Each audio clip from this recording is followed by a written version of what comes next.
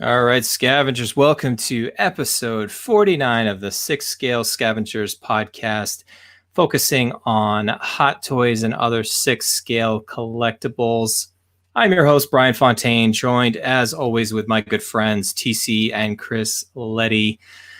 Guys, we delayed the podcast one night. A couple of us had some birthdays lately, some Geminis in the house, and, we just wanted to make sure that we still got in this recording. Yeah, and we had a figure that was in transit, hoping to get here in time for a review, and thankfully it showed up today. So can't wait to talk about Krennic. It was a Christmas miracle. It was. Yeah, so Chris, you mentioned it. We've got a great show for everybody planned today. Hopefully I've got all the technical issues worked out, and we'll be able to show the photos like we normally do through the news and share photos of our feature figure review for episode 49 here. Will be Director Krennic, and we all have this in hand. Super pumped. Glad we waited an episode to do it. I mean, we could have tried to squeeze it in last time out, but I'd rather, with such a great figure, that we all have got it in hand to talk about that. So we're going to do that. We have our normal segments: Spark, News, collection update, always entertaining. And we've gotten a couple of requests lately. We've skirted around talking about budgets. Last time out, we talked about sometimes when it's time to sell some things from your collection. And if you're like me, I've sold probably like almost 18 figures or so in the last month. I'll explain why in a little bit. A couple of our scavengers already know the little worst kept secret, but anywho, sometimes you just change your collection around, and sometimes it extends past the main thing you collect sometimes. We'll get into that. So looking forward to a really, really good discussion, guys. Yeah, ready to talk some collecting here, get our minds off all the other stuff going on. So yeah, let's... Before we get going, actually, let's say a belated happy birthday to Mr. Bryan. And TC. Yes. That's right. 2 birthday boys this month. I turned 30. So it's a big milestone, the big 3-0. Well, joining the club here.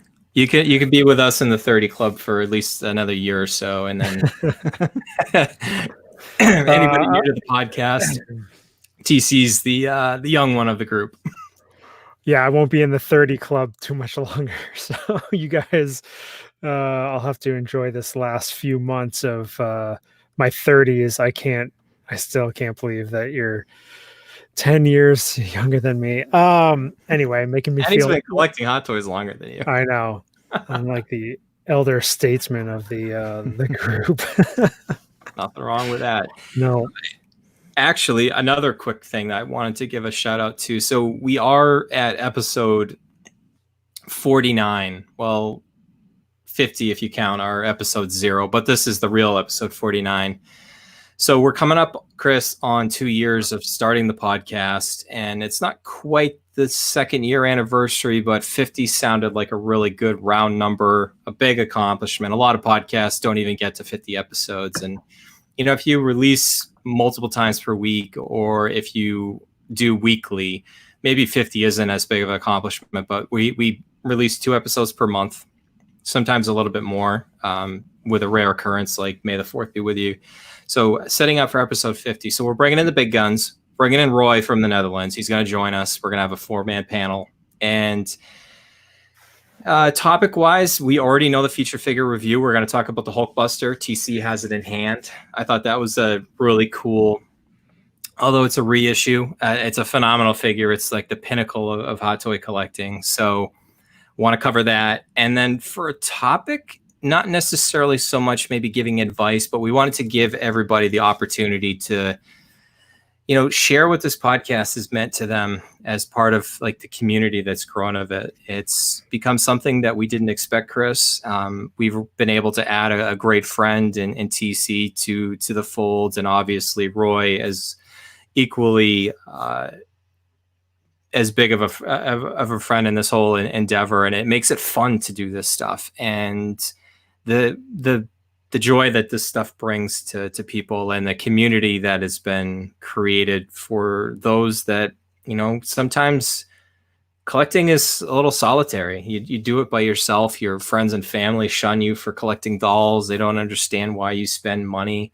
Just because we spend money on collectibles doesn't mean we're out spending money at bars or buying expensive cars or motorcycles. Everybody has their different vices and stuff, but that's so. Chris, we'll mention it again at the outro, but we kind of want to hear from our scavengers, our listeners, the people in the community. What has this meant to you? And we'll highlight some of those during the episode. We'll kind of share some of our own thoughts about what this has meant to us, and to keep going every 2 weeks or so. Like I said, it's certainly not a job. There are times where I'm like, oh, do we really want to keep doing this? But then every time we get ready to record an episode, I just get amped to do it again. And because I get to talk, to you guys as friends, and then also interacting with our live audience here. Yeah. I look forward to the next one. I think it'll be a great episode. Definitely rescheduling things to make it work for Roy. I think, what's the date for that one? June 27th? We're going to try to go for a Saturday. So we've got quite a few listeners in Europe and in Asia, and it's one of the better times that we can do. So we're going to do it midday Eastern time on a Saturday. So a rare Saturday live show. So anybody that's in like the UK or Europe can join at a reasonable time. I know right now it's about 2 or 3 in the morning, most places in Europe. So thanks for a lot of you guys tuning in live already, seeing a lot of chatter out there. A lot of thanks, guys, for the happy birthday messages. We appreciate it. For me, it was just kind of another day, but nothing milestone about what I turned here. So just be on the lookout for episode 50. So we're going to get in Roy, and we're going to have a great chat.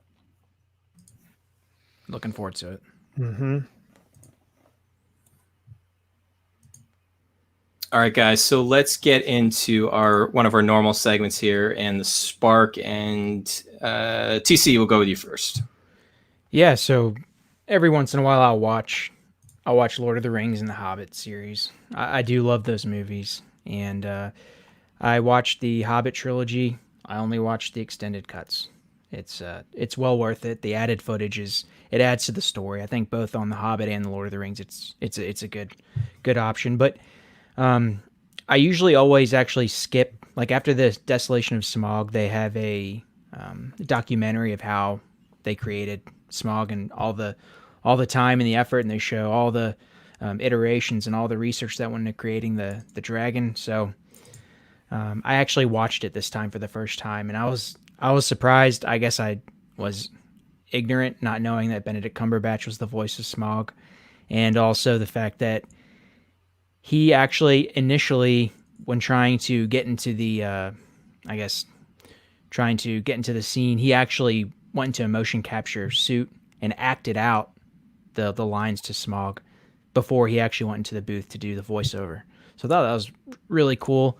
And then just the fact that they just constantly went back to the drawing board for the design of Smaug. Between the first movie and the second movie, they even changed the design. It was four-legged with wings, and then going into the second movie, they changed it to where the wings were its front legs. And then when they released the DVD, actually, after the theatrical release, they replaced that image in the first movie with the updated design. So it took months and months of effort, and it's just crazy to see how much time and how much love these guys have for their craft. And because all you see is the final product, and you just don't realize that they created Smaug from scratch. They did all the reading of all the history, looking at how dragons are portrayed in various films over time, and they just refined it, and they humanized Smaug, and that was one of the key things that they did. One of the key things that made his character come to life, and it was just a pretty remarkable thing to see. So I really enjoyed that. Very cool. That's crazy. definitely some much love for Lord of the Rings and The Hobbit around these parts. All right, Chris, I'll go next just 'cause I always go last. So I mentioned it last time out, kind of been on my X-Men kick still, and was able to wrap up the X-Men animated series, all 5 seasons. So felt like a big accomplishment. It's funny because I remember watching it growing up, and there's a lot of episodes that I just must have missed, or I must have been playing like Little League or baseball or something and just didn't actually catch some of them. So it was kind of neat to see some of them for maybe the first time. I'll also say season 5 not good.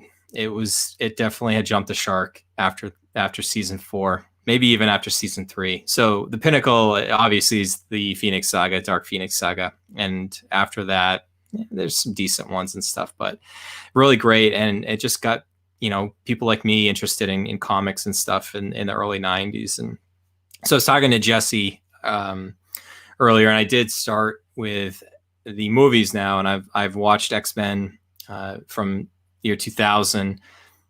Decent, not as good as I remember, and certainly hasn't aged that well. So I'll go on to X2 and kind of go through there from here. So how about you, Chris? Oh man, X-Men. Just love it. For me, it's actually I finally watched Fantastic Beasts 2, and I don't know why it just slipped under the radar, and thankfully it was on HBO or whatever, and watched it. And as much as I really think the effects and everything is really cool, the story doesn't quite grab me as much as the Harry Potter series itself. But I still think Eddie Redmayne as Newt Scamander is spot on. I mean, he can play weird very well, and Depp obviously does Strange as he's very strange with his roles. So so this is getting the wife and I. We're going to start a Harry Potter rewatch, and just getting into some of these series like you guys, just getting into some of these marathons. Very cool. All right, guys, we got a lot of news to cover, so let's just shift gears and start with those, and I'll see if I can fire up the flux capacitor here and get some of these images showing. But while I do that, TC, I know first up, and we'll try to go chronological order because I can speak English, of how these were announced from Hot Toys. So a little bit of a surprise. They're just certainly milking that Spider-Man PS4 game, and anybody that tuned in live today to see the PlayStation 5 announcement, we're going to have Miles Morales Spider-Man game. I cannot wait. That PS4 Spider-Man game is probably one of my favorite video games I've played in a long time, maybe ever. It was that good. So I have high hopes for that. Unfortunately, that means I might have to go purchase a PlayStation 5. Not so keen on that. Wait, but anyways. So today was the announcement of that? Yep. So they finally announced it. So back at the beginning of June 3rd, we've got Hot Toys announcing the Spider-Man Spider Armor Mark IV suit VGM 43. Retail price is going to be going for $255 at Sideshow, and the Hot Toys estimate is Q2, Q3 2021, and Sideshow is estimating a release between April and June 2021. I mean, cool. it looks it looks pretty good. Yeah, it seems like they've again developed a new body for the suit. I don't know, the arms look a little longer than in some of the past Spider-Mans, to me at least, and it looks like it has some similarities to kind of like a mix between the Iron Spider and the advanced suit. The material, it's hard to describe it, but it seems like that might be new. I mean, if you're a Spider-Man fan, I mean, this is great. It's another iteration. It can be your Iron Man, but I don't have the personal connection to this figure. But as far as aesthetics go, I mean, they continue to improve the physique of the Spider-Man figures. It's really incredible. And disappointing about the light up feature. I hate those those foam, I guess blacklight type devices that they stick onto the bases. But it is what it is. You're not paying for those lights. You're paying for the figure. So I don't have a big problem with it. It's just going to be another one that's tough to pose, though. So just kind of put it in one pose and then forget about it. And if you constantly change the poses, it might start to have some problems. But what do you think, Chris? I mean, it's a great aesthetic for Spider-Man. I think it just screams comic book Spider-Man, just the overall look of it, kind of a classic color pattern and all that. Again, same with you. I don't really have any connection to this. I didn't play the game. I love Spider-Man. I've said it so many times. He's my number one favorite comic book character, but I can't justify going all in. Yeah, Sean Sands is his son's favorite suit. This is an Alex Ross Spidey suit. So I think it looks great. The light effect, looks cool in the suit. The stand and the light up, accessories and stuff are, not the greatest. I sold mine from Black Panther. I literally didn't even want it. But I think, it's another Spider-Man to add to Spider-Man's fans collection. I will say that as they continue to release these figures, it's not that they're not great. And if you're a Spider-Man fan, awesome. But if you're not, it makes having any single one of them, to me, a little less special. Yeah. Because, like, at first we were all given the Scarlet Spider. Mm-hmm. And then the advanced suit. We thought those were really cool. But then they continue to make iteration after iteration. Yeah. And it just kind of takes away the luster of the previous suits if you have no connection to the game or the comics. Right. That's just kind of how I feel about that. Yeah, I think a straight original comic release, I think would be the best they could do. Something not from the game. I think that would be really cool. Or the original black suit that he got from Secret Wars. I think that would be pretty awesome too. But we'll see. We're probably going to get them at some point. It seems like they're releasing at least one Spider-Man figure every quarter at this point. It just seems like there's always a Spider-Man release. But again, good looking figure. Not one I'm going for. All right, let's shift gears and talk about Princess Leia and Wicket were both released on June 3rd in Hong Kong. And obviously when they release any kind of a figure 2-pack, they also will release the figures singles. So they all came out on the same day. You could get Wicket separate, you could get Leia separate, you can get them both together in that pack. All of these figures were originally announced on August 16th. So June 3rd, actually this came out a little early by about a month or two. This was more supposed to be like a July, August release. So we got this out there, not without some controversy, mostly centered around this little fuzzball. And I'm just going to say it before I throw it out to you guys.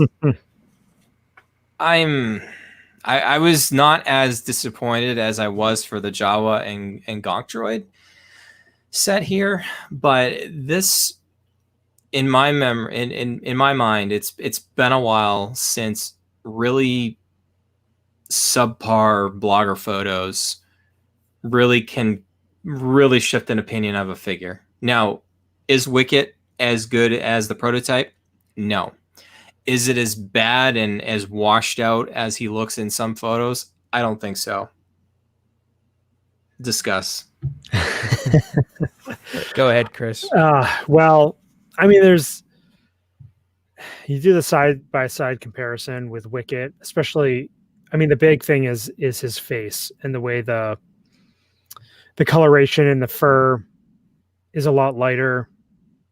It's not quite as mixed color as the prototype, and yeah, some of the blogger pics did not do it justice. I was bummed out. Like this one looks very washed out. Yeah, like not a good. The face looks like way too white. Yeah. But then this one doesn't. So TC, let me not smooth this over. Outside of people complaining about some of the exposed joints for Leia, which if you looked at the original prototypes, you knew that was going to be the case, especially with a short sleeve shirt on and the Endor poncho that really doesn't cover all of her arms. Like, to me, Leia is fantastic. Like, I'm pleased with how that turned out. Like, I think the face sculpt is spot on. Like Chris, the Endor part of Return of the Jedi is one of my favorite parts of the whole saga. It's something that I look at with a lot of fondness from my youth. And I mean, I think they nailed Leia. I mean, with what they were going to do, they weren't going to do seamless arms at all for this. I think they nailed the Leia. Yeah, I mean, it seems like the paint application is even more advanced than what was on Hoth Leia. It looks like it's the same sculpt, but she seems like she has a little more life to her. Still has that stare, but that kind of stared off into nowhere. But as far as the paint apps go, they look a little bit better. I don't understand when I hear people talking about the arm joints. It's not, look, if you didn't like them before, you're not going to like them now. If you liked them before, you're going to like it now. It's not like Hot Toys had seamless arms and then they included the elbow joints in the final product. As far as Wicket goes, his face, the features aren't as well defined. It's like it's harder to see where the eyes separate from the nose versus the prototype. Like in this picture you're showing, it's like all bunched up. It's not their best work. But you have, as a collector, you're not gonna get the Hulkbuster on every single release. It's just not going to happen, and it's not bad. I think with this one, you just got to realize, okay, it's probably one of Leia's better looks throughout the entire saga, if not probably her top 2 look. And then the fact that you're getting a Ewok is not going to happen often. Maybe once more down the line, but it's probably a rarity. I think you're going to want to end up trying to snag this one if you can, just to have it for the iconic nature of the release and the classic nature of it. It's not perfect, but it's certainly not bad, and I would probably advise picking it up, even though I'm not sure what I'm going to do. But if you were on the fence before, I'd say kind of jump on board sooner than later.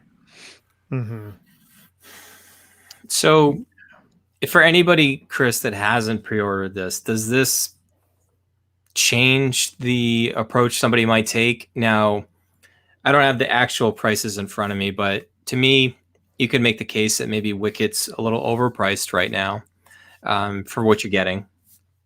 As a set, though, there is some exclusive helmets and stuff that are included. If you're a diorama builder, makes it a little bit more enticing. If you buy the set and you decide maybe I want to keep Leia and you sell Wicket the Ewok, maybe if you're really unsure of it, and if you're just not certain once you get Wicket in hand, you're going to like it, maybe you get the singles. I don't know. It's going to be interesting to see, Chris, when we track this on how quickly this sells out, because it will. I don't think this was heavily pre-ordered. No, and that's what I'm struggling with right now is what to do about this, because I'll talk about in my collection update what I did. But yeah, Justin definitely looks better than Chewbacca. Definitely the TFA Chewbacca. Yeah, I was looking at, I mean, a lot of places are sold out for the 2-pack pre-order. Some of the bigger retailers. I was looking through our site, going through the checklist to see But is that diorama worth it to get the 2-pack? I'm trying to figure it out, because I was kind of thinking about doing 2 singles, and then I was like, oh crap, that's right, the diorama piece comes with the 2-pack. So, or do you try to find somebody parting it out, for a reasonable price down the line? Yeah, it's like You you even said. get some. You got little foot marks on the bottom here. Most of us aren't going to display him up on a log. He'll probably be flat-footed, so you're not going to see that. But they got the nice copyright Hot mark Toys, here, yeah. 2020 Hot Toys LLC or LTD Limited, Hot Toys Limited. That's pretty funny. No, it'll be definitely one to look at as time goes on. Yeah, we'll see. I just kind of I was trying to look at what some of the chatter was, in the chat right now, and it seems like it's pretty common. Maybe the value isn't there for the single, but Yeah. the other thing is people love their Star Wars, and you make the point really often that yes, you can get multiple versions of a certain character, but you're only going to get one Leia in Endor gear. So yeah, look, it might not be the best value. And usually I'm not a huge fan of 2-packs. Some of them are exceptions, like your Jedi Patrol troopers, your snow troopers, exceptions. This one, not the best, but it's not going to drop in value. Once it sells out, you're going to be on the hook for 20% more real quick than what it's worth right now at retail. So just tread carefully. I think this one has some potential to really be in hot demand once it's gone. So look out for it. Yeah, I mean, if they announce an Endor Han, yeah, we can expect it to skyrocket. Endor Luke's already out, so it's going to naturally have that demand in the secondary market already. Yeah, for sure. Before we talk Rocket real quick here, I want to give a shout out. We have 45 people tuning in live right now. A lot of the regulars. You guys probably have been catching some of the names more than I have. I saw Giovanni. I saw Mike Collins, Toy Mafia. What's up, Chief? I guess that's the name. I see Scott. He's pretty active. Obviously, Justin's salty as ever. Mark. Let's see. Aero Maestro. I saw Red Wolf, DJ Wayne, Mario, the Intergalactic Arms Dealer. Probably missing a few. I saw Jesse out there. I know Gare Bear was there bright and early, chiming in. We appreciate the love, my friend. It goes both ways. And obviously, Robert's been tuning in live ever since he told him when we record, and so he's got those reminders going. So to Collector, Nathan joining us from the UK. He said earlier it was 2 a.m., so I misspoke about that. So I probably missed a few others, but definitely appreciate everybody tuning in live. And I just saw Jeff, Collector Zone, probably a lot more. Danny Lee. Yeah, Danny Lee in the house, and he was late. That's why I didn't see him. All right, guys, let's talk Endgame Rocket. Speaking of a figure that came out, well, maybe he came out when he was supposed to, but after all the delays, we didn't expect this one for a little bit. So June 5th in Hong Kong, Endgame Rocket was released, MMS 548, retail price of $212 at Sideshow. Was originally announced July 21st, 2019, and as I mentioned, June 5th was the release on that. So we got the final photos here. It's out. I wanted to chime in here first. I had this on pre-order a while ago before I'd shifted away from Marvel. God, how many open mouth rockets do we need here? Because man, is it limiting with your display. I know, right off the bat. I mean, that's the thing that's tough for me. I watched a couple of reviews on this figure, and I really like this figure except the open mouth head sculpt. That's the reason I bought the Guardians of the Galaxy 2 deluxe version, because I wanted the closed mouth version. And like, yeah, you can. I mean, it looks good. It looks fine. It's just, it's Except for these floating goggles. I guess they're magnetic. Yeah, it's just like that looks awful. But I see. I like the suit. I like the comic origins. I just like the overall look of the figure. I never had this one on pre-order. It's one that I would really like to have in my collection someday. But I kind of want to just wait till he's in stock so I can order him with another figure so I can save on shipping or something like that. Like, I don't. But how do we know how things are going to go? Are these figures actually going to get in stock? That's the big question right now. I think it's getting in. You mean like going to wait list before? Yeah, it's not going to go to wait list. Yeah.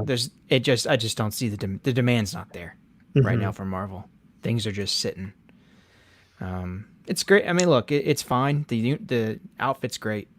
It's everyone. I'm not big on comics, but everyone says it harkens back to the comic look. It's just they give you the standard sculpt on the box art, and they followed up with only a screaming sculpt. It's I don't understand. I don't like the move, and I'm big time supporter of Hot Toys, but I just don't. I feel they kind of mailed it in a bit on that part of it. Tailoring's great though, accessories great. It'll go great with the Iron Patriot, but I feel they should have given the customers a more neutral or smirking sculpt, something different, because I don't remember him screaming very much in Endgame. And that's one of those things where you wonder what goes through the mind of the developers for Hot Toys. Do they not offer another head sculpt because it's going to cost, like, they don't want to have the cost like $20 more or something like that, or is it just going to be another step in the process? Because then you'll see the Mud Trooper and Han Solo given like the best sculpt that they've ever done, almost with immaculate tailoring. They do the whole nines for those figures, and they don't produce any of them because no one in Hong Kong wants them. But then this one, they just kind of just gave you a reuse for some of it. I don't know. It's hard to say what's going on behind the scenes.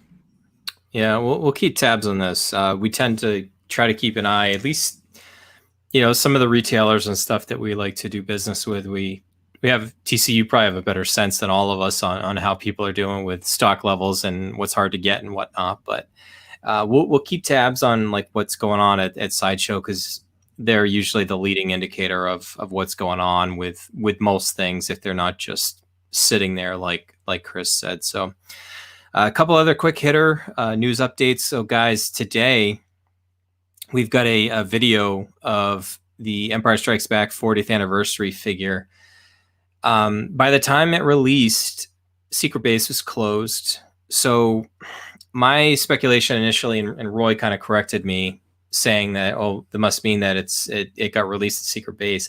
I haven't seen anything that was able to confirm that. Does that maybe mean it's tomorrow is technically going to be considered a release? So recording the evening of June 11th. So does that mean it's a Friday release? The other thing that makes it tough, and one thing I've learned in keeping our website updated with all of these dates and stuff like that, anytime there's a Toy Fair exclusive or any kind of exclusive, for whatever reason, it doesn't get the grandeur like a typical release would. And typically, sometimes it's just because like the initial promo photos are essentially almost a final product. So they don't ever see the need to do like a final product of those blogger photos, which makes it very hard to actually track down what a true release date is for some of these. So sometimes I'll actually just go to YouTube and find whoever did the first unboxing and review, and that's the release date that sometimes I'll go with. Just a little trade secret there. So I don't know. Let's wait and see when Vader shows up or not. maybe it was just to get some interest out there. We don't really know, but and then finally, kudos to either one of you that used the word deluge in our show notes. I laughed out loud when I saw that, but there's been a deluge of random figures that just went back in stock on Sideshow recently, and it extended past Hot Toys. It was actually into like their statues and stuff, that they just had random stuff that was like you wouldn't even expect some of this stuff to happen. And kudos to Chris, to our Scavengers. Hidalgo was the man of the hour with a lot of that, and there was several others too that names are escaping me, but man, what the heck happened there? It was crazy. I'm glad I checked like what was going on in the group at the time I did.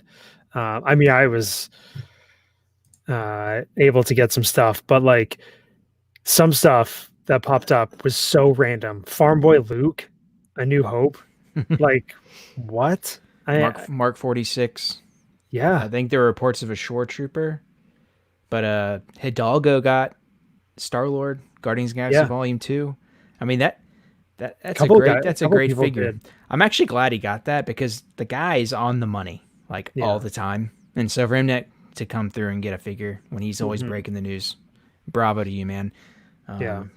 Gladiator Thor. I mean, that's a nice figure. That is a figure that does really well in the secondary market. It's a really unique look. So awesome. Yeah, there was Scarlet Witch, Civil War. Huge figure. Wow. Okay. Yeah. Yeah, there was again a lot of DC, some DC figures. Superman. There was a Superman figure. The Batwing or whatever the heck it was. The 1/12 scale vehicle. There's even statues that were like, I don't know what the heck. I mean, did Sideshow forget about a warehouse that they had like down the street or something? Because, I mean, there was a lot of good stuff. Even their own figures, some of their own 6 scale figures came back in stock.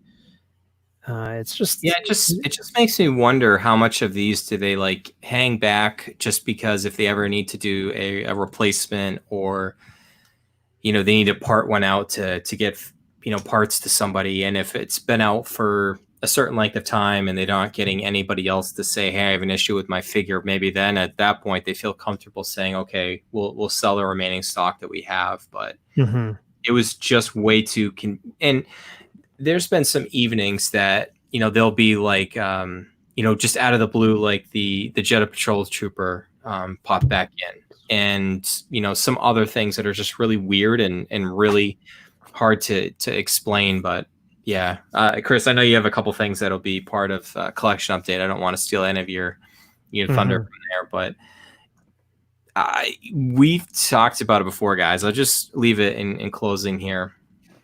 TC is leave no stone unturned. We've covered it multiple different times with different topics and stuff before, and we saw some people in like other groups getting really salty about like, oh my God, I can't believe I missed this. How was I supposed to know about it?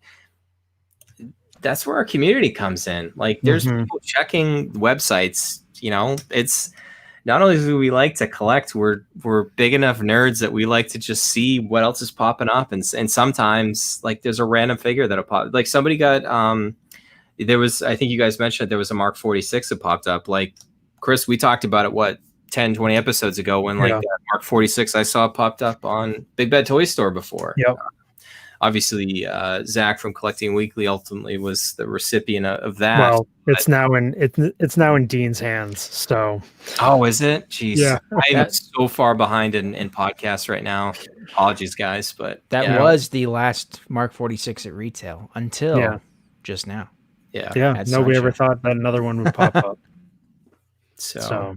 Yep. Collector's Zone saying that the replacement holdbacks or cancellations that take time to relist. So, very, is that ever going to happen again? I don't want to say never, but I mean, it's so slim. Like, don't hold your hopes on that. And in general too, it's not really ever a good financial decision to just keep chasing a lot of older figures. Anytime you're paying more than retail, if you're gonna keep the figure forever, great. But if you're gonna resell it, you're gonna lose money, guaranteed. Yeah. Yep. Yeah. All right, guys. Lots of news, and one of our more popular segments is collection update. We need a soundboard. We do. We don't have it in the budget. Yeah, we'll add it to the list of all the things that we need. Well, we kind of have a cool website now. At least that was the budget. No, we have a very cool website. It's phenomenal. Mm-hmm. Who wants to go first? I can go first. Oh, okay. All right, so this was the big 2 weeks. I finally got the Hulkbuster, and it did not disappoint. It's a really special figure. I don't know how they do this. First of all, the paint on it is like there's like no problems at all. Like it is just on the money, and I don't know how they do that with mass producing that thing. But it just oozes quality. It's got magnets all over the place for replacement parts, and they're not cheap magnets. They're like built into the plastic. So when the plastic's sealed, and it's just you're not gonna have to worry about the glue falling off and drying up. So there's that. It's just a work of art, man. Guys, it's a truly special figure. It wouldn't surprise me if in a few years when Age of Ultron hits some anniversary that it comes out again. It took so much work to get that blueprint done. The inside of the Hulkbuster is die cast. Well, not the entire inside, but the frame is like this. It's a die cast material. It's really heavy duty, and I don't nothing more to say. It's my favorite figure. It's my best figure, and I've been waiting years to get one, and now that I finally have one, it did not disappoint, and I'm just truly content and satisfied that that's in my collection, and it holds a special place. So now I've got Hulkbuster, got the Mark 43, and Hulk for the trio to represent my Age of Ultron collection. So put a capper on that one, and it was just really cool too because it arrived like a day before my birthday. So that was nice. That's awesome. Yeah, so I had to sell some figures to get that one. If you guys listened to the last episode, kind of sad to get rid of some of those, but it was worth it. It was worth to trade up to get that kind of once in a collecting lifetime type figure. And then I also got, thanks to Bryan, he held a Director Krennic for me. He took advantage of a coupon he had, and I wasn't able to get one at retail, but he held one for me, and I got Director Krennic. Also a great figure. No complaints about that one. Head sculpt's awesome. And I've got him displayed with the poncho because I think that's a cool look. So, Nice. Yeah. So save some of those thoughts, TC, for a little bit. We talk about Krennic, and obviously Hulkbuster will be next episode's feature figure review. So we'll cover that in great detail. Unfortunately, Roy's probably not going to have his by then, but at least we can live vicariously through you. Absolutely. Robert says he wants a Hulkbuster. Robert, I don't know what Iron Man you have. I know you've got a one character limit. I would strongly recommend that being your Iron Man representation. It's awesome. Sell a lot of figures, and then you can upgrade That's right. that one. Very cool. All right, Chris, you want to go next? Yeah, sure. Okay, so speaking of the Wicket and Leia 2-pack, I had my pre-order with Big Bad Toy Store. It had no NRD. I wasn't that crazy about the Wicket initially. I was like, oh, I'm just going to get the single Leia. So I decided to cancel my pre-order there. While I was there, I also canceled my 2012 cap because that also had no NRD. Only because it just took forever for BBTS to get their figures and figures in stock, but their shipping was really fast. So I'm kind of rethinking strategy here. So again, we'll see where I go with the Leia and Wicket set. Let's see, what else did I do? I took advantage of Sideshow's restocking, and I did buy that Gladiator Thor. It's kind of one of those ones that it was my first cancellation, pre-ordered cancellation when I first started collecting, and I'm glad that it was available because I really like that figure. So that's should be arriving tomorrow. And then I can't help myself. Dancer Harley was also back in stock. You got so many Justin Timberlake's this day. You wouldn't even tell us what you did. We're actually just finding out about what you did right now. 2 figures on that day. And wait, there's more. To go with Dancer Harley, I bought Sideshow's Joker, an exclusive version. So super random, I know. But I actually found another figure locally at one of our stores that has a lot of Hot Toys and statues and all sorts of things in stock. And I'd found a Sideshow Harley also to go with the Joker. So that's another purchase. It's no fling. This is turning into a thing. This is a thing. Justin gives me lots of grief over it.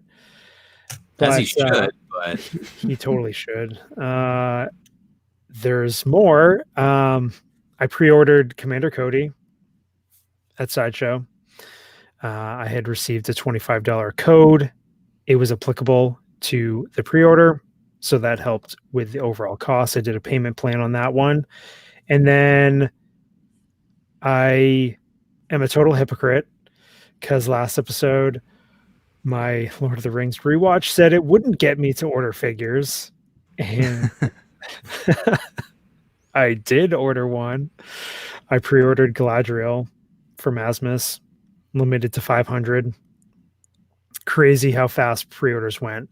Hidalgo kind of has a way of tracking some of the numbers, and I think as of a couple of days ago, there was like less than 40 available, supposedly. So glad to order that one.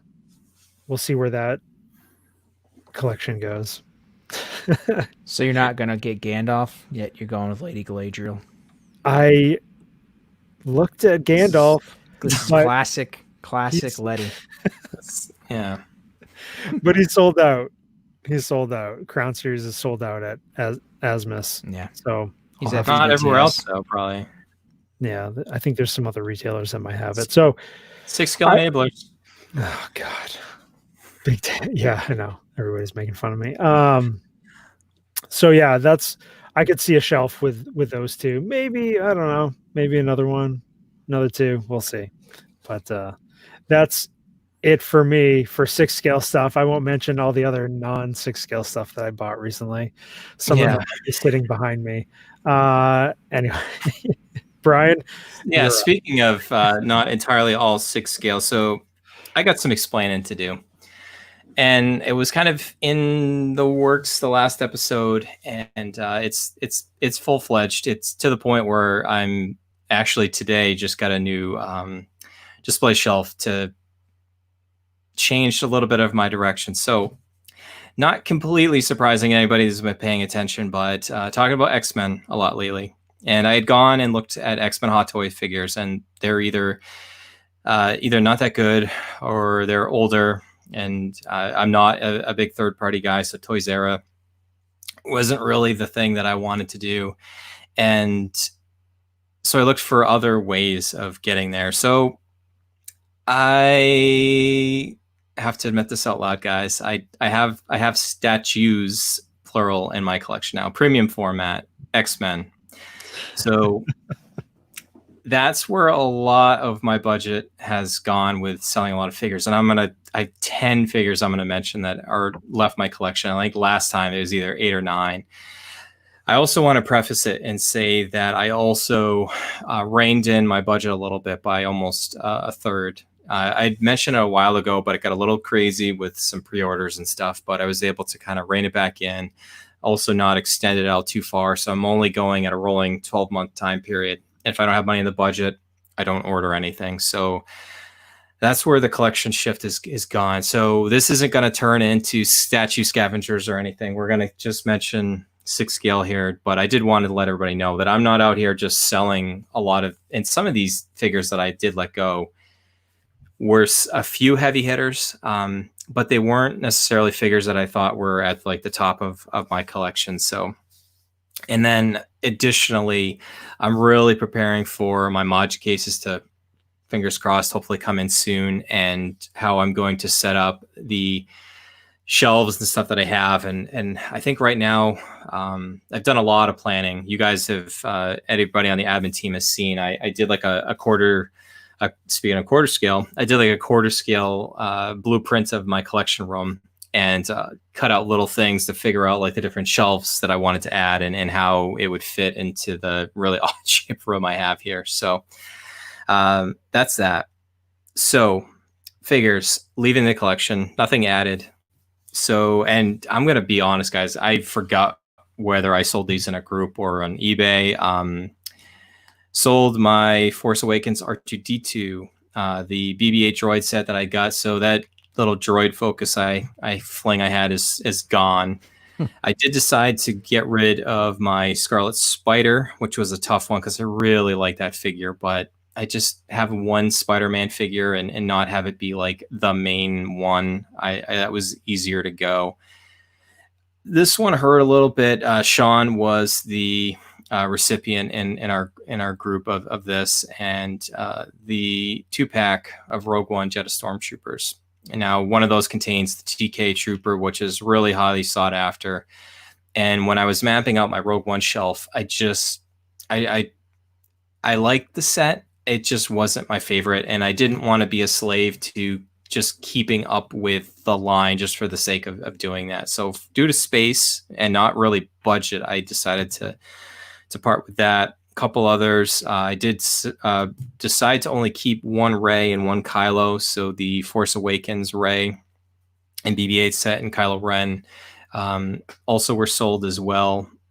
I did decide to sell my Civil War Captain America and just keep my battle version. So with the 2 pre-orders I have, I'll have 4 total caps. So looking forward to that. I sold my Force Awakens Luke Skywalker, and finally the other heavy hitter, and this one hurt a little bit too, but I just couldn't fit him into any shelf, and I really feel good about it. And Chris, you were shocked to learn this today too, that I did sell my Tarkin. That one was probably the one that was the most like uncomfortable, but I think I have it. It's been about a week, and I still feel okay about it. There's no regrets there. So that's the update. Yeah, I saw your sales list. I was like, wait a second. Like, when did this happen? I'm more surprised you got rid of Cat. So I have one shelf that I can have, and it just made it really tough. I didn't want to have the shelf completely overcrowded with 5 figures, and I do prefer the battle version to the regular. So I'll have the battle version, I'll have the Infinity War version, I'll have the Endgame version, and then the 2012 cap. So for me, that was good. Battling special, so that's fine. That'll be the extensive kind of my Marvel collection. And just one other cat, and this will probably be one of the last other times I kind of mention, any of the statue. I won't ever really cover any of my comings and goings, and hopefully only comings, because I had a little heart-to-heart with Lotus Stark. He caught wind of what I was doing, and him and I talked for about an hour last Friday, and he had so much advice. And I joked with him. I said, I feel like I'm following your footsteps a little bit. I didn't think that I would get into this. And I joked with him. I said, well, if I follow your tracks from here, I'm not quite sure I wanted to get into animatronic robot restoration. So if it gets that bad, just, maybe it's time to call it quits as collecting. So, but luckily, you don't have those skills. No, I have 0 skills. at all. But I thought the premium format really captures the essence of like the comic characters, and from an MCU perspective, I think Hot Toys is just second to none. I mean, you can't repeat that movie realism there. So it really goes back to a lot of just my love of the comics and whatnot, and getting and there's a lot of other options out there. So I've been doing a lot of research in there. I feel like I'm starting over with trying to learn more about that. But anyways, this podcast is about six skill and Hot Toys, and it's going to stay that way. That's right. That's right. We all collect other things. And it's important. And I think I was talking to Gare Bear earlier tonight, and he had a really heartfelt post in our group about feeling regrets about selling some Marvel figures. And if anybody doesn't know, he's one of the biggest Batman fans that I know.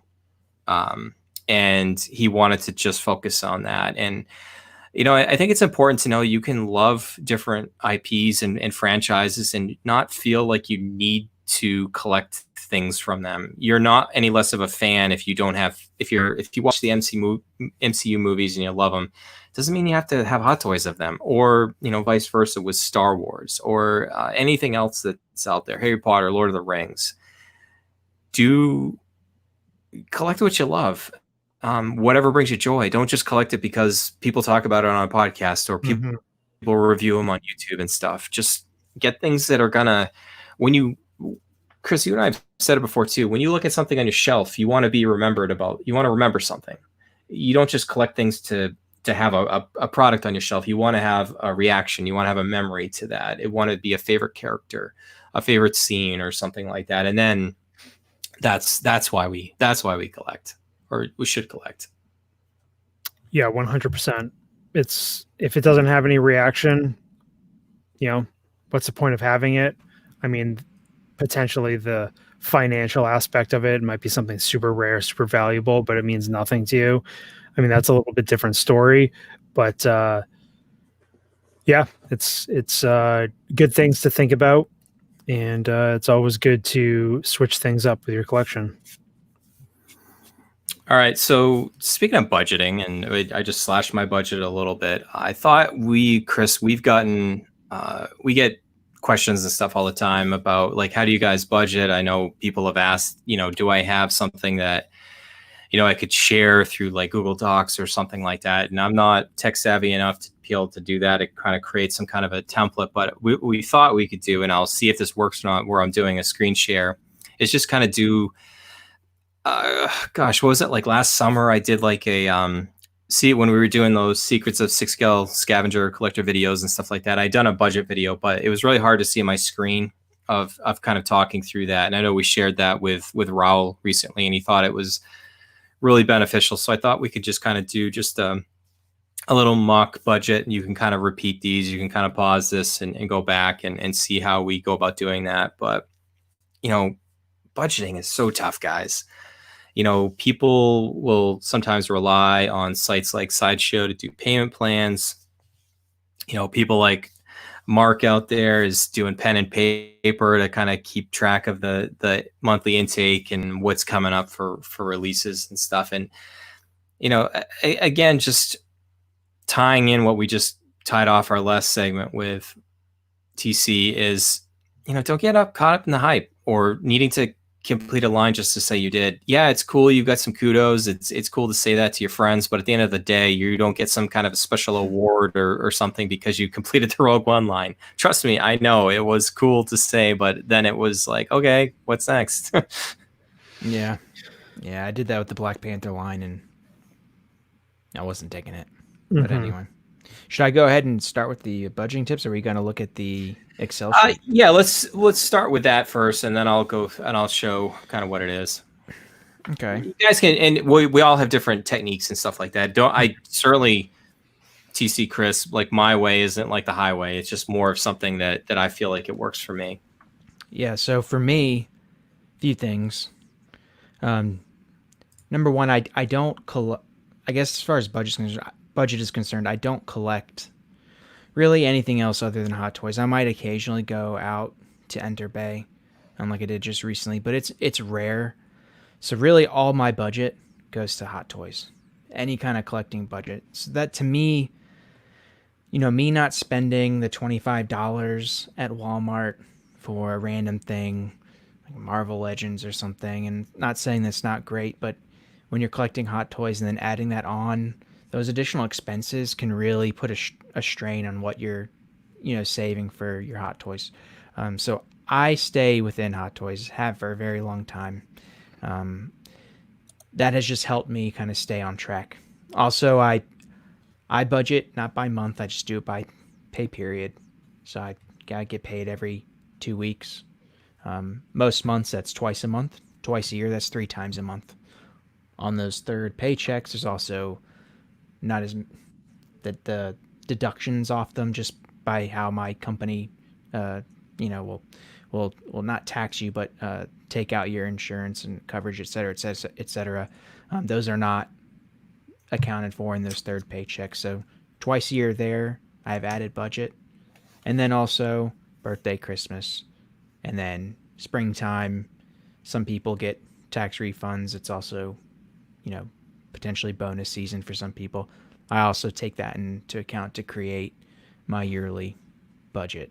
So really the biggest thing is I tend to be just laser focused on one thing. And that works for me because I know I don't have the means to kind of stretch myself into other types of collecting. Like I could not do Hot Toys and statues. I could not do that. I could not do Hot Toys and posters or Hot Toys and Legos or whatever it might be. Mm-hmm. I have to stick to one thing. But what it allows me to do is dive deeper into the Hot Toys line, so I can kind of go from a little bit of Star Wars, Marvel. Sometimes I have random things like Winnie the Pooh figures, do things like that, and Michael Jordan Enter Bay. But it's just me being just straight focused. That's how it works for me. I gotta give it to you, man, because it's, for me, I used to be a lot more all over the place. I've definitely dialed in somewhat. As you can see, there's a ton of crap behind me. So for me, really, it's trying to avoid those $25 purchases at Walmart. There's been a lot less over the last year or two. And but for me, like you were talking about, the way you budget based off your income and that sort of thing, there's certain things that my company covers for me that allows me to have a little bit more in my budget, spending wise, company car, cell phone, stuff like that. So it just allows me to have a little bit more budget money. And then also it's selling items in my collection to put into I call it my slush fund. Like that's the money I use to pay for stuff. If I know a bunch of figures are being released pretty soon and that fund is really low or it's non-existent, I will try to sell off a bunch of stuff to help pay for those incoming figures. I also use a credit card. I use a credit card for pretty much all my actual payments because I have a return on that for various purchases. So then that's additional income coming back to me, on the back end. So that's helpful. I don't recommend like just getting a credit card to pay for, you make sure you have the money in your account to make that payment every month. And yeah, I mean, it's just not trying to buy everything. And I'll go through phases where I'm good not buying anything, but then I'll kind of feel like I need to, I want to buy something. I've been a lot better finding stuff that I really want to buy, not just random purchases. Because as I mentioned, I think it was last episode or one of the past few episodes, a lot of stuff, my random purchases, I end up just selling. and regret buying that stuff. But as far as my budgeting, I mean, it's kind of, I don't have a spreadsheet. I don't really track all that stuff. I do have my payments set up on Sideshow, and then I know where all my other pre-orders are, and I can, make sure I have money ready for that stuff. Something with me and spreadsheets, I just cannot, I cannot get myself to commit to a spreadsheet. It's funny because like my wife does spreadsheets and like pie charts and stuff all day for work. And like, I just look at that and my eyes just glaze over and I'm just like, I can't even do it. Well, let's see if we can change your mind here, Yeah. Chris. So I've got I need help. screen. Help me. You can use Google Sheets, whatever, Google Docs, whatever your device is. You can also use pen and paper. It does the same thing. But I wanted to kind of create like a mock budget of $100 and just show how you can do a simple tracking through Excel. So this is very similar to something that I would use.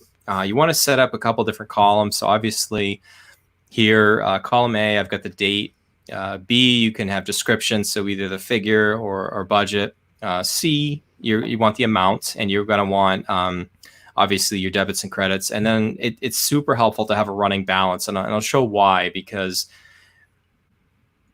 if you have like a hypothetical budget of say $100 per month, and most of these figures cost much more than that. So you need to kind of, as Chris said, you want to build that slush fund up a little bit.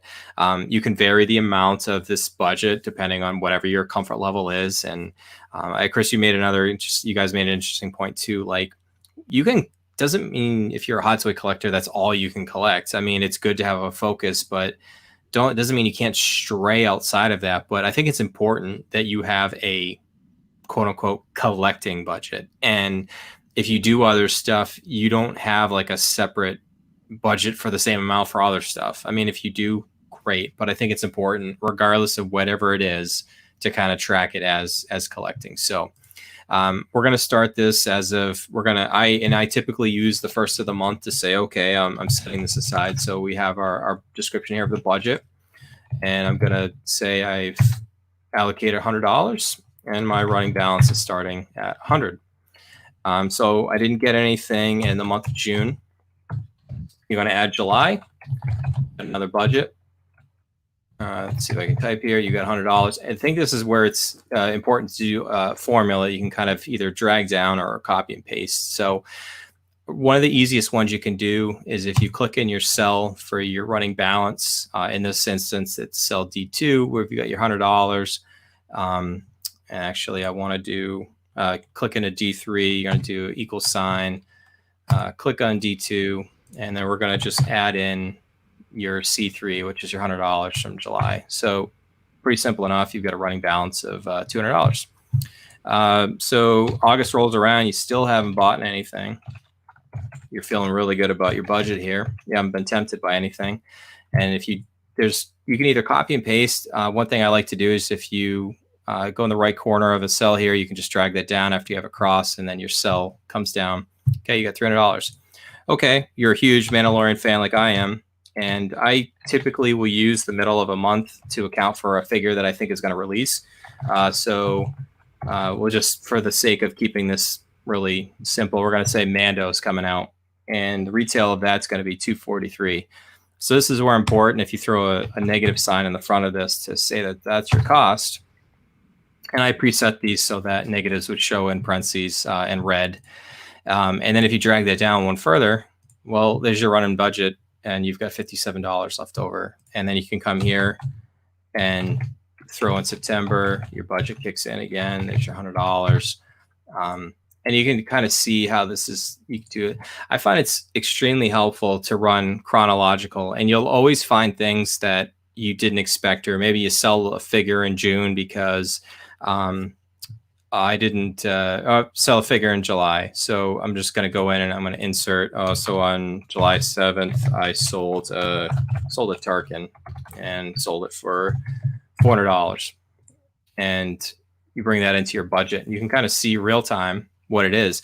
I think it's important, Chris, you mentioned it, kind of having that like that slush fund there, just to make sure you can absorb a cost within a given time, and it helps to feel comfortable with it. Depending on how you pay, if you feel okay, like maybe you've got a couple figures in a given month, and the couple months after that you don't, and you want to essentially extend your line of credit to yourself for a couple months, and just know, okay, I'm going to get these 3 figures this month, but for the next 3 months I'm not going to get anything. I'm going to get back to zero. I'm going to start over again. So really simple. I use a different variation of this. It's a little bit more detailed, but yeah, it can be really easy just to track things. I think it's extremely important to know what do you have coming in, where you're going to be at a certain time, and you can use projected release dates for figures on when they're going to come out. And if they get delayed, you just push that time out. That doesn't mean you magically have more money in your budget. It just means that you got to account for what months you need to have like what money in there.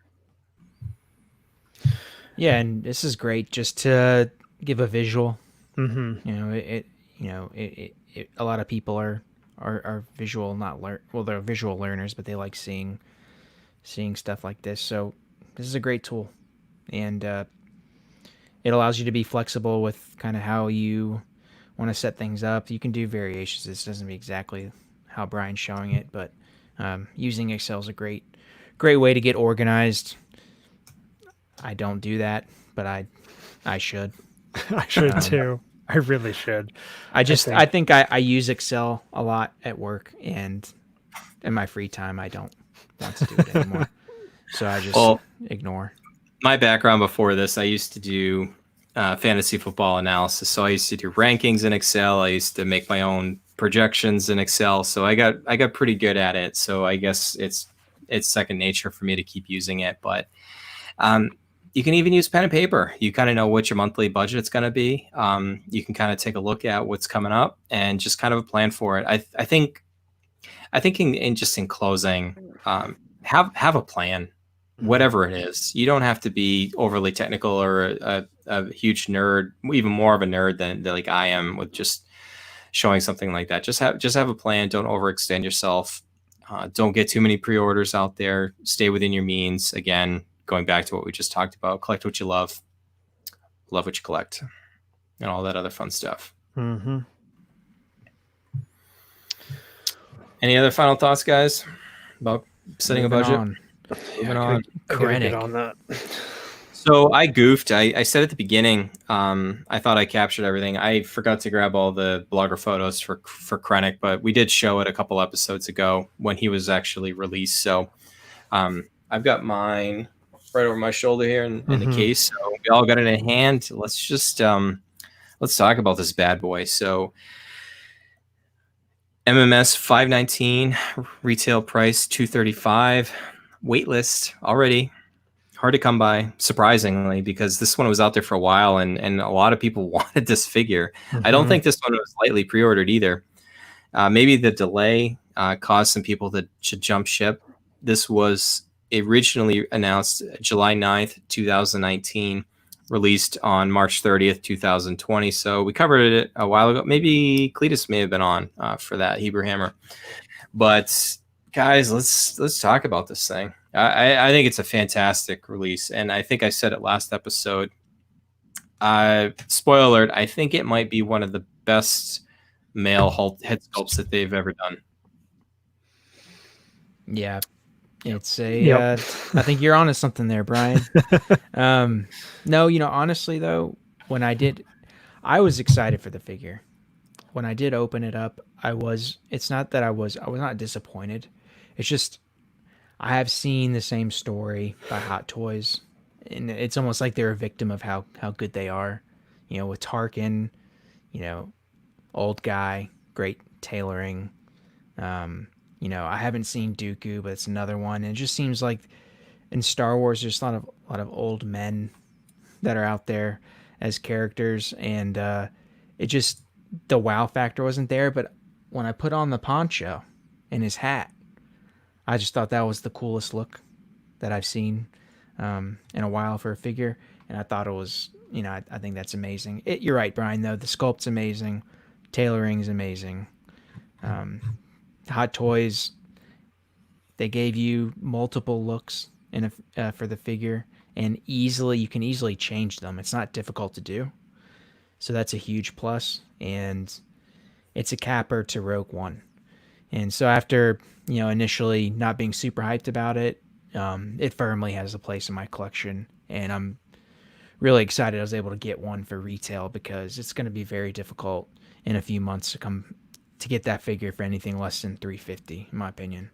It's going to rise pretty quickly. Yeah, Chris, before I kick it over to you, you guys didn't tell me Roy joined in the chat here. I know he joined. 4:00 in the morning in the Netherlands. He's crazy. I know we said it at the top. We're looking forward to getting Roy on episode 50. So shout out to Roy. Yep. Yeah, it's some of our early mid-morning listeners. I don't know how you do it, but thanks for tuning in. Yeah, for me, like I said, I just got this today. I barely have had a chance to check him out. He's still got plastic on him and everything. But the head sculpt is just nuts. The detail, just the age. It just, Hot Toys knows how to sculpt an old man's face. It's just it's the character, like not Krennic the character, but the character of the skin type and all that sort of thing. I think really bodes well to the 6 scale head sculpts, and he's just an awesome figure. Like Bryan, I mean I'm not gonna go 100% complete on Rogue One. I'm set as far as my collection goes for Rogue One figures, unless I can find a regular trooper at cost, at retail. But I think it's a good capper to the line.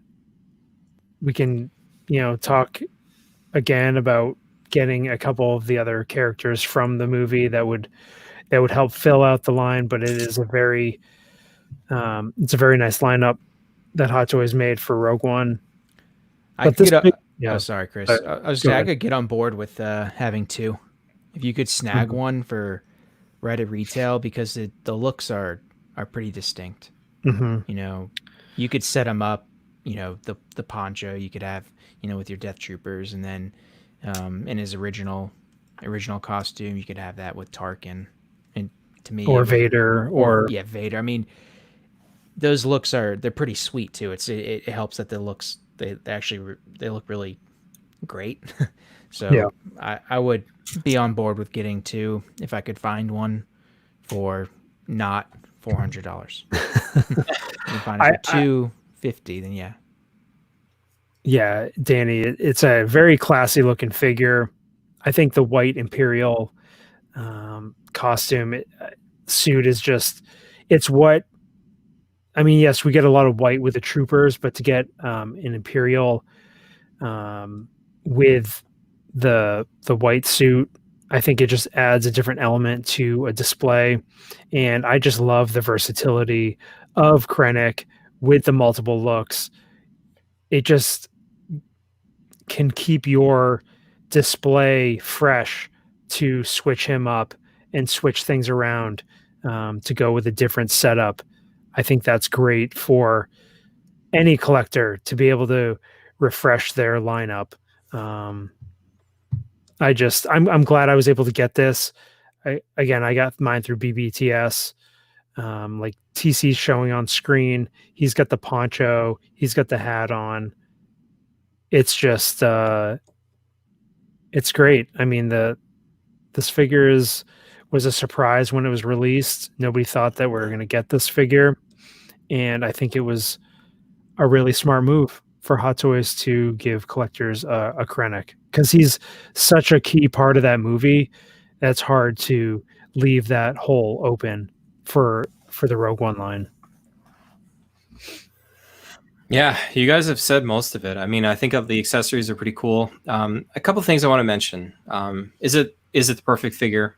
No, but a couple things to note. If you get the figure, open and inspect it immediately. I know in Tashi, I think it was Dan B had gotten his, and his had yellowing all over the arm. I mean, you imagine waiting for a figure like this, and it has that, and the fact that these are going to now be hard to come by. It kind of is awful to see, and maybe it was a situation with moisture or mildew or something in shipping. You hate to see something like that. So the other thing I'd mention, and Lotus would get a kick out of this, if you handle this glove, I would handle this figure. I'd highly recommend getting white cotton gloves. You certainly don't want to have any kind of oil on your hands and touch this figure, and you're going to stain it pretty easily. You got to, pun intended, you got to handle this with kid gloves, and you could end up causing some damage and unintended damage. So you got to think about that. The tailoring's all right. I wish it was a little bit better. It's not as top notch as maybe as the head sculpt is, but I think when you look at the complete package of what you're getting here, this is Tarkin 2.0. I mentioned it before. I think this head sculpt of Ben Mendelsohn far exceeds Peter Cushing's Tarkin head sculpt. When you compare the two, the Tarkin head sculpt the sculpt itself is great, but I think the paint lacks some of the detail that you see with this Krennic. And I'm sure a customizer like Ian could really do like a world of help to like the Tarkin figure. And the Tarkin figure is great. Don't get me wrong. It's just, man, when you see, we've mentioned this before too. You see Krennic and you see Solo and the Mud Trooper, and you get some of these really fantastic head sculpts, and then you see the Jawa and the there I go with the Patriots reference Gronk. here. He's the gone, Gronk, man. Let it go. he's gone. Let it go. Gronk droid. Oh, it still hurts. So you have that. It's like, why? I don't know. They're so good at some things, and on others, I'm a little hesitant to maybe pre-order something that's not a human head sculpt. Let me put it that way, or not a trooper helmet that's pretty easy, cut and dry of how to go about that. Yeah, it's definitely a discussion going on in the community with, Hot Toys putting out some of these figures that aren't quite what they could be. They could have gone another step or the extra mile, but they didn't.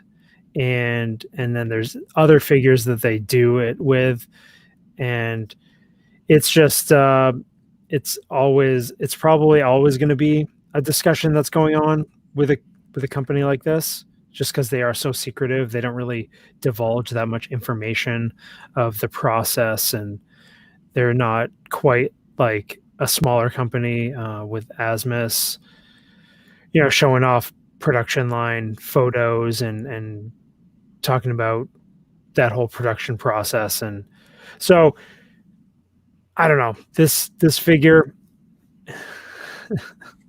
you mean the famous Tampa Bay Buccaneers Gronk droid? Thanks, Sean. Let's just just shove that knife right in there. But anyway, sorry, we don't need to talk about any Patriot stock on the collecting podcast. But a couple other things that we didn't mention: the wire cape. Yeah. So there's a wire at the base of the cape. You can kind of move it around. I just have a very basic.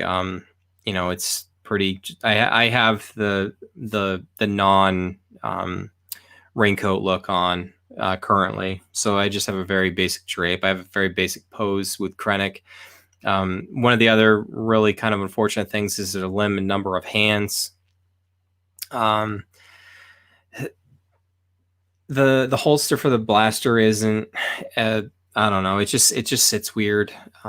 I'm trying, and I'm not meaning to be negative about this figure because I really do enjoy it, but I just pointing out a couple things that really are keeping it for potentially being like a 5 in my opinion. It's also hard to get that material thin enough for a 1/6 scale figure without it looking a little bit chunky.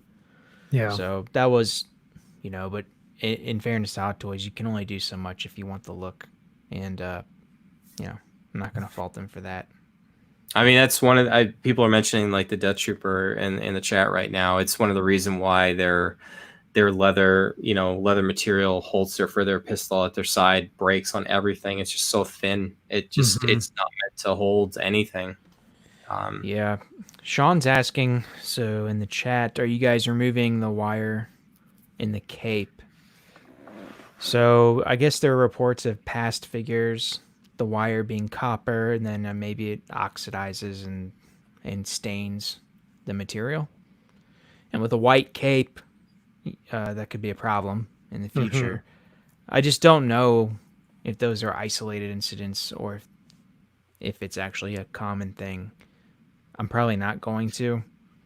I don't really know what everyone else is planning on doing. I'm not messing with it. Yeah. No, I'm not much of any kind of customizing. I don't trust myself. I'd probably ruin the figure. Ryan's giving me grief here, saying I'm going to sell Krennic in a few weeks. He might not be wrong, but I don't think so. I don't have any other planned sales for a while.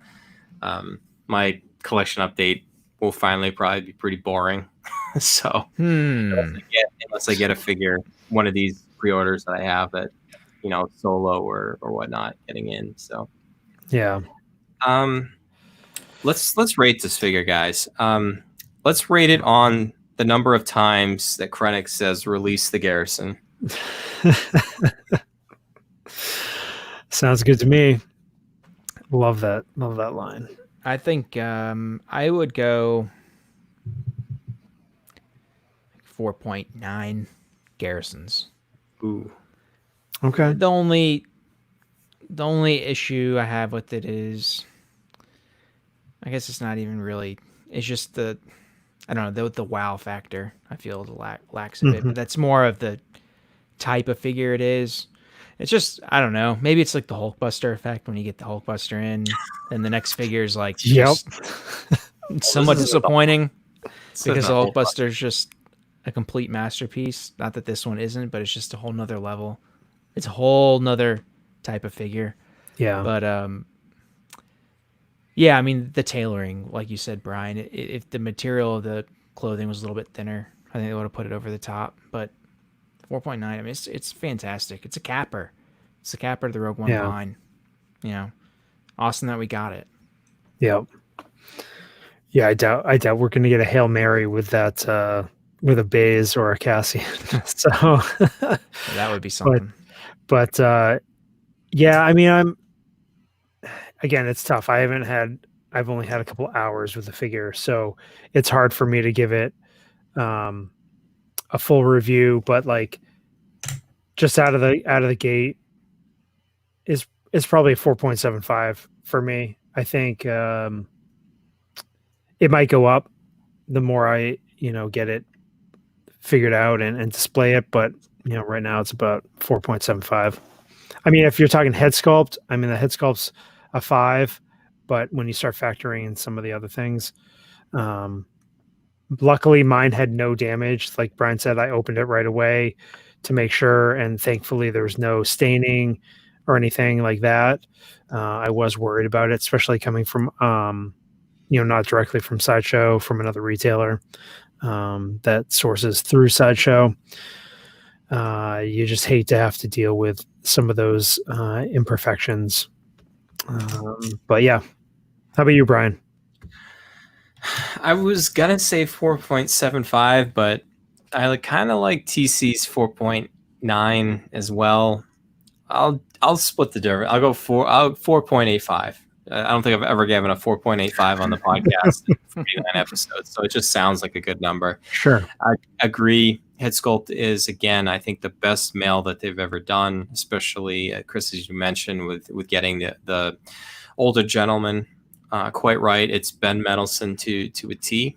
And a couple of the other shortcomings about the figure I can live with, and it's the capstone to the Rogue One line. I don't know if we're going to get any other figures. If we do, great. I don't know if everybody out there loves that movie as much as some of us do. And I think with every Hot Toys release, they have to consider, what sales would be. And when you're talking about a movie that's, at the end of this year, is going to be out for 4 years, I don't know. We'll see. We can't even get them to get figures out there for Empire Strikes Back right now, and it's the 40th anniversary. So, Hot Toys. Yep. That's probably some of the biggest Hot Toy fanboys out there, and we know that they're not infallible. So, 4.85, release the Garrisons. So, all right. I think that is a fantastic show, guys. Covered a lot of good discussion, and like I said, Chris, we've got a really big episode 50 planned. We were talking amongst ourselves. I think we all have a bunch of extra stuff. We'd love to be able to do some like giveaways and stuff, and how we do that. We've got a few weeks to figure that out, and go about doing that. And in episode 50 will just kind of be a celebration of the podcast, but mostly we want to celebrate the community that's been with us. A lot of people have been there since the beginning. There's a lot of people that are still finding us and are going through and binging old episodes and stuff. So we want to welcome both new and old collectors. And going back to the very beginning, Chris, that's what we wanted to do was just simply help people out. It's why we have a website. It's why we have these conversations. It's not just to hear ourselves talk. And hopefully that people find value in that. Yeah, like we were saying earlier, I just look forward to episode 50, getting Roy in the mix, talking about an epic figure review with the Hulkbuster. I think getting some swag out to our listeners and viewers and stuff like that. A few giveaways. Definitely stay tuned for that stuff. And it's going to be a great time. And hopefully we can get more live viewers because of the time that we're going to be on air.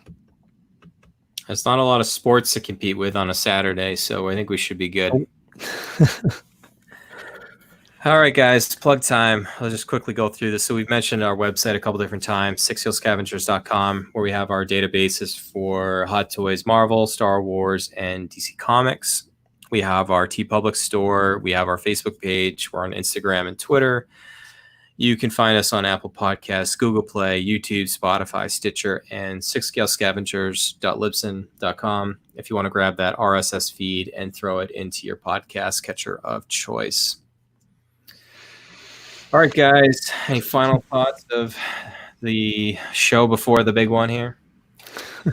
Might I just say we are just on the money when it comes to timing. I mean, every episode, hour and 30 minutes, give or take 5. I mean, that is just something special. Hey, we're professional. It's almost like we plan it that way with an agenda and everything. I know. It's weird. It's weird how a plan works out like that. Or you have somebody that's been hosting podcasts for a long time and keeps it on track. But yeah, digress a little bit. All right, guys, it's been fun. It's a blast. Thanks everybody that tuned in live. I think we had over 57 guys at one point. I think I saw. Yeah. So great for everybody tuning in, and obviously shout out to everybody listening in their earbuds as well, or in their car on the audio download. We appreciate each and every scavenger out there. So thank you for being part of our listening crew, our viewing crew, and our community. So Chris, bring us home, my friend. Excelsior.